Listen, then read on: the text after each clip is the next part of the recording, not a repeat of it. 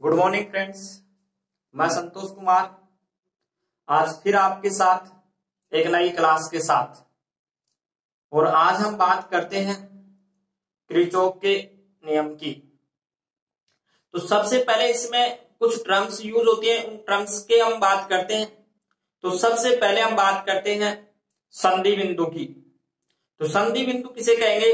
किसी विद्युत परिपथ में तीन या तीन से अधिक शाखाएं जिस बिंदु पर मिलती हो, तीन या तीन से अधिक शाखाएं जिस बिंदु पर मिलती हो, उस बिंदु को संधि बिंदु कहते हैं।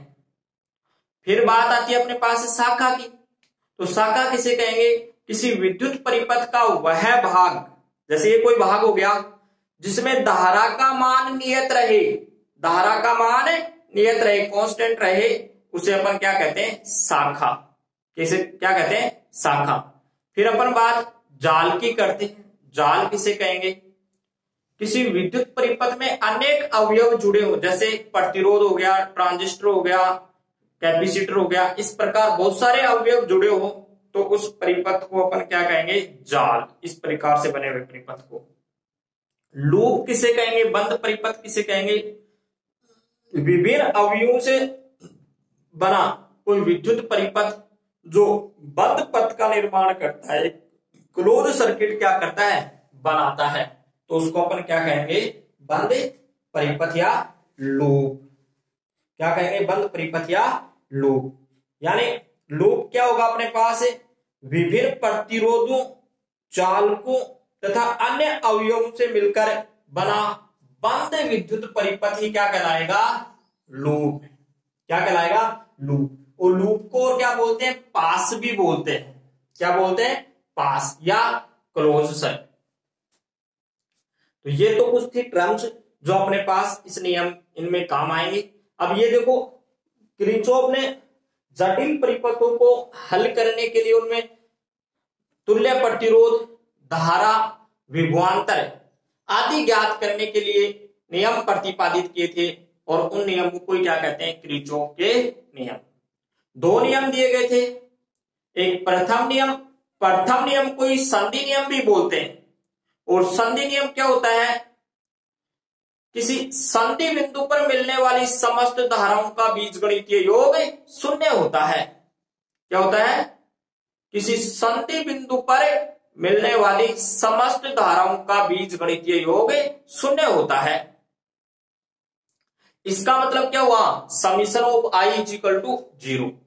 देखो, ये मैंने आपको नोट करके दिया है। किसी संधि बिंदु पर मिलने वाली समस्त धाराओं का बीजगणितीय योग शून्य होता है। इसका मतलब क्या हुआ? कि summation of I is equal to 0। ये मान लेते हैं वो संधि बिंदु है अपने पास। ये बहुत सारी यहां धाराएं मान लो मिल रही हैं इस तरीके से।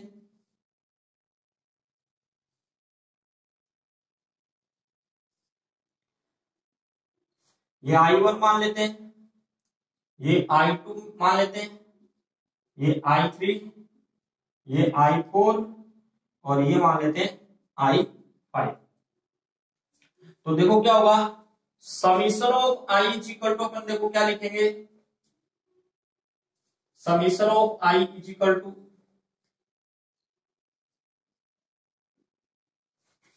सभी का क्या करेंगे? बीजगणितीय योग। तो देखो ये आ रही है, तो संधि बिंदु की ओर आने वाली धारा को हमेशा धनात्मक लेंगे, जबकि संधि बिंदु से दूर जाने वाली धारा को ऋणात्मक लेंगे। यानी संधि बिंदु में जो प्रवेश करेगी उसको धनात्मक, और जो यहां से निर्गत होगी उसको ऋणात्मक। तो देखो अपने पास क्या हो जाएगा? ये अंदर आ रही है धनात्मक, अंदर आ रही है धनात्मक, ये बाहर जा रही है ऋणात्मक, ये बाहर जा रही है ऋणात्मक, ये अंदर आ रही है धनात्मक। तो इसका मतलब I1 plus I2 minus I3 minus I4 और plus I5 is equal to 0। अब देखो, इसको ये भी तो लिख सकते हैं अपन, I1 plus I2 plus I5 is equal to I2 plus I3 I2 I3 plus I4। इसका मतलब क्या हुआ कि संधि बिंदु की ओर आने वाली समस्त धाराओं का बीजगणितीय योग संधि बिंदु से दूर जाने वाली समस्त धाराओं के बीजगणितीय योग के बराबर होता है। अर्थात संधि बिंदु की ओर आने वाली समस्त धाराओं का बीज गणितीय योग बराबर होता है संधि बिंदु से दूर जाने वाली समस्त धाराओं के बीजगणितीय योग की। ये क्या होता है? बराबर होता है संधि बिंदु की ओर आने वाली समस्त धाराओं का बीजगणितीय योग बराबर है संधि बिंदु से दूर जाने वाली समस्त धाराओं के बीजगणितीय योग के बराबर होता है। अब देखो इसमें जितने प्रवेश की उतनी क्या हुई? निर्गत हुई। इसका मतलब क्या हुआ कि ये आवेश संरक्षण के नियम का पालन करता है। यह आवेश संरक्षण के नियम का पालन करता है।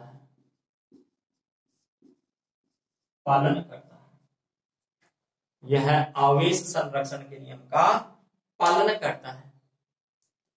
नोट करो इसको। फिर बोर्ड एग्जाम में क्वेश्चन आए हुए इस पे, वो करवाता हूं आपको। इस तरीके का एक डायग्राम दिया था बोर्ड एग्जाम में और वैल्यूज थी, कुछ डिफरेंट वैल्यूज थी, ये तो नहीं थी, वो वैल्यू तो मेरे दिमाग में नहीं है, लेकिन इस तरीके था, इस सेम यही था, ब्रांच इस तरीके से बनी हुई थी, वैल्यू कुछ अलग थी। अब देखो इस प्रकार का क्वेश्चन हो तो उसको सोल्व कैसे करना है। सबसे पहले संधि बिंदु देख लिया हो तो सबसे पहले पर बात करते हैं संधि बिंदु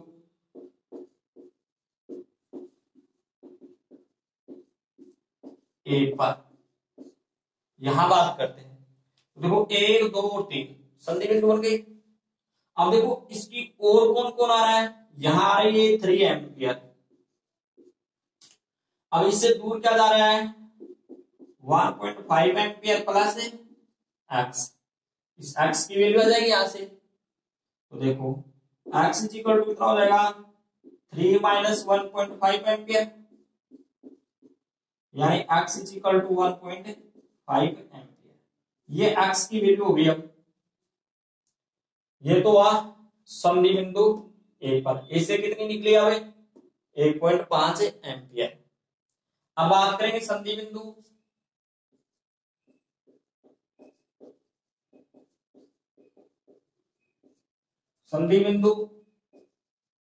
बी पर।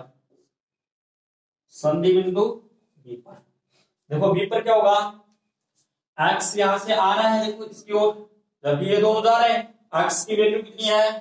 1.5 एम्पियर, और यहां से जा कौन रहा है? 1 एम्पियर, और यहां से y, तो y की वैल्यू भी आ जाएगी यहां से, तो y इक्वल टू क्या हो जाएगा? 1.5 एम्पियर माइनस 1 एम्पियर, तो कितना बच जाएगा? 0.5 एम्पियर। ये y की वैल्यू हो जाएगी। अब देखो y ये इधर आ रहा है, y की वैल्यू निकाल दी अपन ने, तो 1 2 और 3 ब्रांच हो गई, तो फिर से संधि बिंदु बन गया।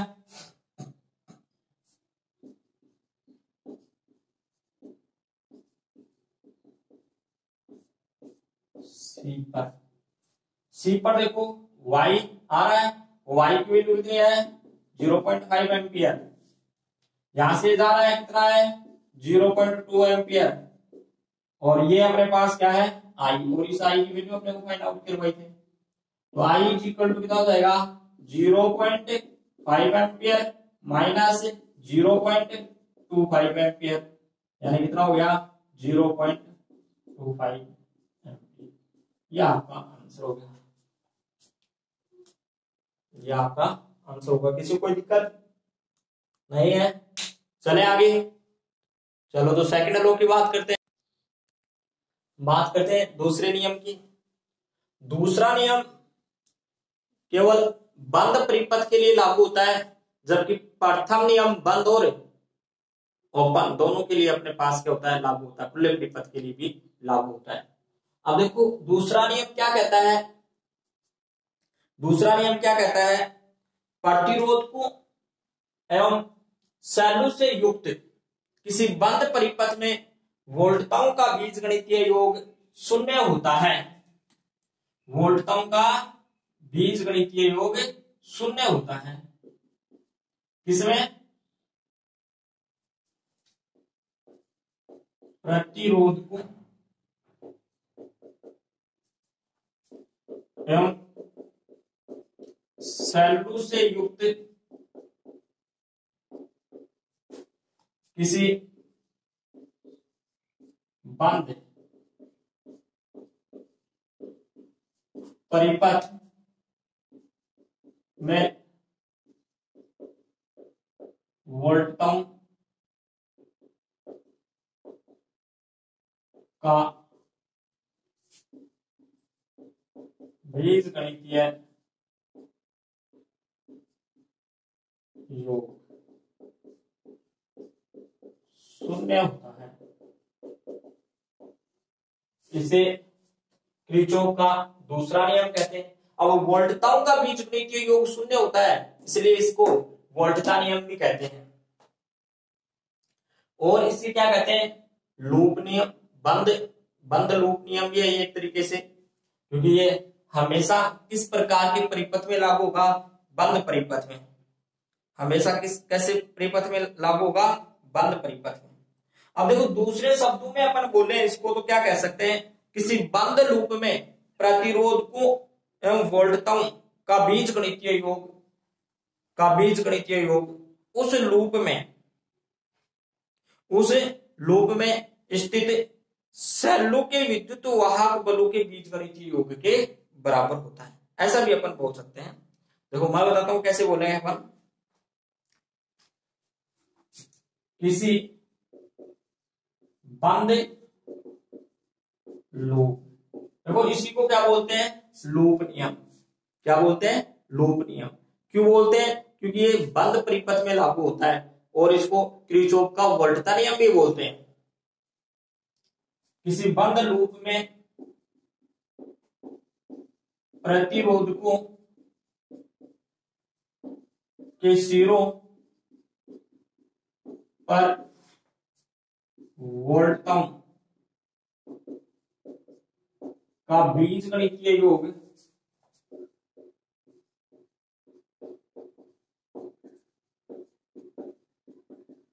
उसी बंद परिपथ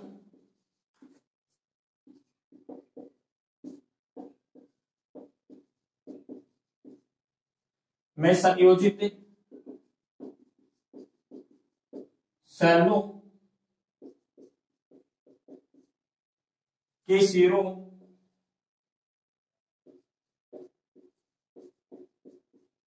पर विद्युत वाहक बलों के बीजगणितीय योग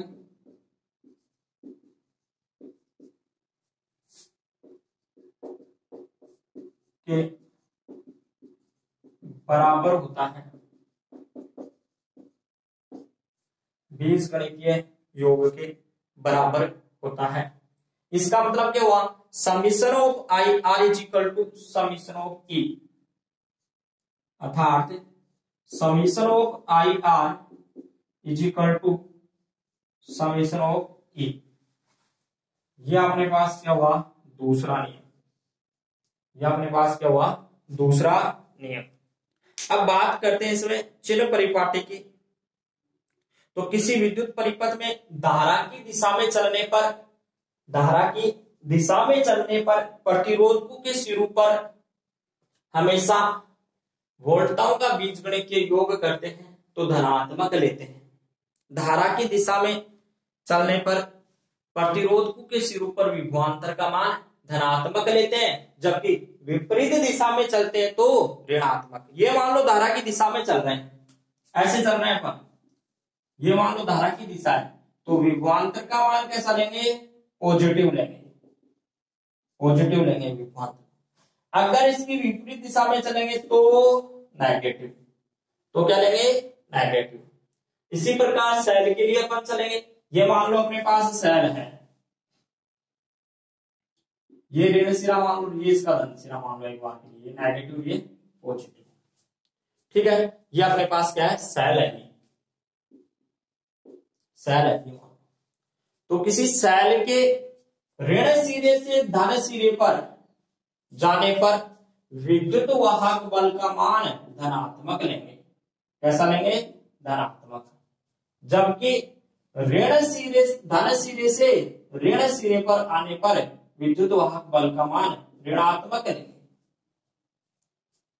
किसी बंद परिपथ में सेल के ऋण सिरे से धन सिरे पर जाने पर विद्युत वाहक बल का मान धनात्मक लेंगे, जबकि धन सिरे से ऋण सिरे पर आने पर विद्युत वाहक बल का मान ऋणात्मक लेंगे।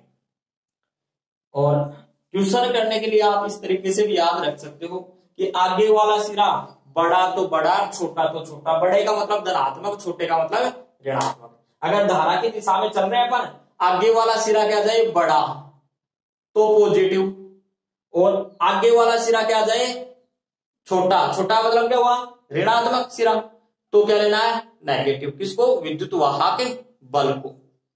ये भी आप याद रख सकते हो। हालांकि एग्जाम में आपको इस तरीके से करना है कि किसी बंद विद्युत परिपथ में, किसी बंद विद्युत परिपथ में सेल का के ऋण सिरे से धन सिरे पर जाने पर विद्युत वाहक बल का मान धनात्मक है, जबकि धन सिरे से ऋण सिरे पर आने पर विद्युत वाहक बल का मान ऋणात्मक होता है। यह आपका क्या है, टॉपिक है आज का। अगर किसी को नहीं समझ में आया हो तो कमेंट्स करें, और टॉपिक आपको पसंद आया हो तो लाइक, शेयर, सब्सक्राइब और बेल आइकन को जरूर दबाएं। कल मिलते हैं फिर एक नए टॉपिक के साथ। बाय।